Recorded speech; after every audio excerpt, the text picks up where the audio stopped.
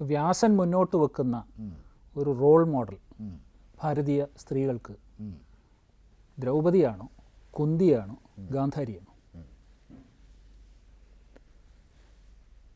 ഇവർ 3 പേരുമാണ്. കാരണം വ്യാസന് സത്യം ബോധിപ്പിക്കുകയും വേണം, സാംസ്കാരികമായ ഔന്നത്യം പ്രദർശിപ്പിക്കുകയും വേണം വ്യക്തിയുടെ. സത്യം എന്താണ്? ഒന്നിലധികം പുരുഷന്മാരുമായി സ്ത്രീകൾക്ക് ജീവിതം നയിക്കാം എന്നുള്ളതാണ് പ്രകൃതി സഹജമായ സത്യം. അതിനെ നമുക്ക് വസ്തുസത്യം എന്ന് വിളിക്കാം. അതാണ് വസ്തുസത്യം. പക്ഷേ മഹത്വം ഏതാണ്? ഔന്നത്യം ഏതാണ്? കുടുംബത്തിലെ അംഗങ്ങളെല്ലാം അന്യോന്യം വിശ്വസ്തരായി ജീവിക്കുക എന്നതാണ് കുടുംബത്തിൻ്റെ ഭദ്രതയ്ക്കും അഭിവൃദ്ധിക്കും ക്ഷേമത്തിനും ഐശ്വര്യത്തിനും നിദാനം. അത് സാംസ്കാരികമായ നിയന്ത്രണങ്ങൾ കൊണ്ട് മാത്രമേ സാധിക്കൂ. അപ്പോൾ വ്യാസൻ ഇത് രണ്ടും പറഞ്ഞു. കുന്തിക്ക് കുന്തിയുടെ സ്വഭാവത്തിന്മേൽ ജന്മസിദ്ധമായ വാസനകളിൽ, നൈസർഗികമായ വാസനകളിൽ നിയന്ത്രണമുണ്ട്. അതാണ് പാതിവ്രത്യം. ഈ വ്യാസൻ പലതരത്തിലുള്ള സ്ത്രീകളെ അവതരിപ്പിക്കുന്നുണ്ട്.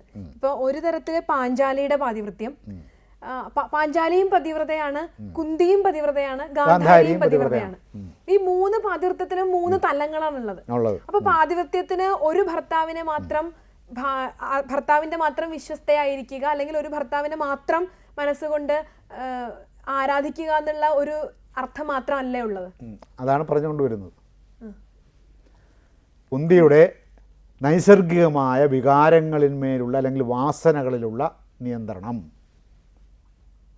അതിൽ നിന്നാണ് ഒരു സ്ത്രീയുടെ പാതിവ്രത്യം വരുന്നത്. നിയന്ത്രിക്കുകയാണ്. മറ്റു പുരുഷന്മാരോട് സഹവസിക്കാനുള്ള ജന്മസിദ്ധമായ നൈസർഗികമായ വാസനയെ നിയന്ത്രിക്കുന്നു. ഈ വാസനകളെ നിയന്ത്രിക്കുമ്പോഴാണ് മനുഷ്യനിൽ സംസ്കാരം സംജാതമാകുന്നത്. അത് ഒരു സാമൂഹികമായ സത്യമാണ്, അല്ല നൈസർഗികമായ സത്യമല്ല, പ്രകൃതി സഹജമായ സത്യമല്ല. പ്രകൃതി സഹജമായ സത്യം പണ്ട് മുതലേ മനുഷ്യൻ ജീവിച്ചു പോന്നിരുന്നത് മൃഗങ്ങളുടേത് മാതിരിയുള്ള ജീവിതമായിരുന്നു മനുഷ്യരുടേത്. അപ്പോൾ അത് നിഷേധിക്കാനും വയ്യ. പക്ഷേ അതിനെ ഒരു ജീവിത പ്രമാണമാക്കി സ്വീകരിക്കാനും വയ്യ. അപ്പോൾ സമൂഹത്തിലും കുടുംബത്തിലും കലഹങ്ങളുണ്ടാകും, വീടുകൾ തമ്മിൽ ചെറിയ തോതിലുള്ള കലാപങ്ങളുണ്ടാകും. അപ്പോൾ ഇതൊക്കെ ഉണ്ടാകാതിരിക്കാൻ സമൂഹത്തിന് ഒരു വ്യവസ്ഥ വേണം, നിത്യമായ ഒരു വ്യവസ്ഥ വേണം. അതിന് വികാരങ്ങളെ നിയന്ത്രിക്കണം, നൈസർഗികമായ കാമനകളെ നിയന്ത്രിക്കണം. നൈസർഗികമായ കാമനകൾ ഉദ്ദാമ ശക്തികളായിരിക്കും, ഉച്ഛൃംഖലമായ ശക്തികളായിരിക്കും നൈസർഗികമായ വാസനകൾ.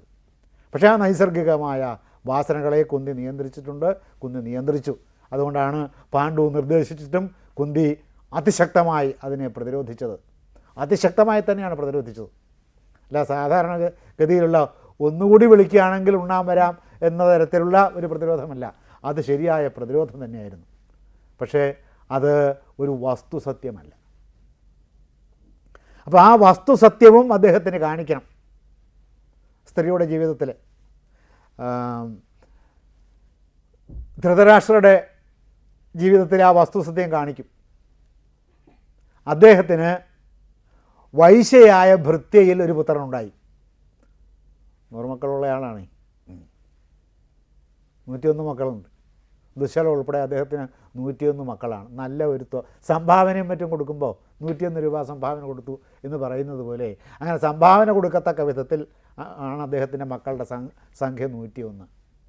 ആ അദ്ദേഹത്തിന് ഇതിനിടയ്ക്ക് ഒരു പുത്രനുണ്ടായി, യുയുത്സു. അവനാണ് പിന്നീട് കുരുക്ഷേത്ര യുദ്ധത്തിൻ്റെ സമയത്ത് കക്ഷി മാറി പാണ്ഡവപക്ഷത്തേക്ക് ചാടിക്കളഞ്ഞത്. അവൻ അങ്ങനെ ചെയ്തതിന് വേറെ പ്രയോജനങ്ങളുണ്ടായി, അത് പിന്നീട് പരാമർശിക്കും. അപ്പോൾ ഇത് ധൃതരാഷ്ട്രർക്ക് ഇത് ചെയ്യേണ്ട ഒരു ആവശ്യവുമില്ല, പക്ഷെ അത് ചെയ്തു. അപ്പോൾ പുരുഷനുള്ള ഈ നൈസർഗിക വാസനയെ നിയന്ത്രിച്ചാലും ആ വാസന ചില പ്രത്യേകമായ വൈകാരിക സന്ദർഭത്തിൻ്റെ ദുസ്സഹമായ പ്രേരണയാൽ ലംഘിക്കപ്പെടും എന്ന സത്യം, എന്ന വസ്തു സത്യം ദ്യോതിപ്പിക്കാനാണ് അത് സൂചിപ്പിക്കുന്നത്. ഒരു സംശയം കൂടി ചോദിച്ചോട്ടെ. ഈ പാതിവ്രത്യം എന്നത് ഒരു മാനസികാവസ്ഥയല്ലേ അതോ ശാരീരികം? മാനസികാവസ്ഥ അല്ല, മനസ്സിന് അങ്ങനെ ഒരു അവസ്ഥയില്ല. ജന്മസിദ്ധമായ മനസ്സിന് അങ്ങനെ ഒരു അവസ്ഥയില്ല. നാം സംസ്കാരം കൊണ്ടും മനഃപൂർവ്വം ചിന്തിച്ചും നമ്മുടെ നിശ്ചയങ്ങൾ കൊണ്ടും ഉണ്ടാക്കിയെടുത്തിട്ട് പിന്നീട് സ്വഭാവം പോലെ ആയി പോകുന്ന ഒന്നാണ്. അതുകൊണ്ടാണ് ഇതൊക്കെ ശീലങ്ങളാണ്, ഹാബിറ്റ്സാണ്.